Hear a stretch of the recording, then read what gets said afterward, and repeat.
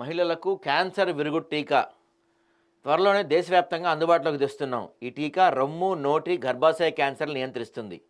దీనికి 9 నుంచి 16 ఏళ్ల వయసున్న బాలికలు మాత్రమే అర్హులు.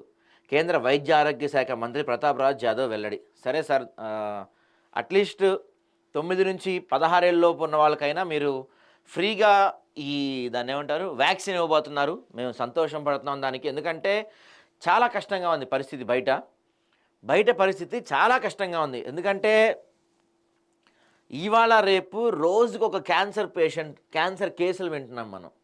That cancer treatment is the one of the most costliest treatment.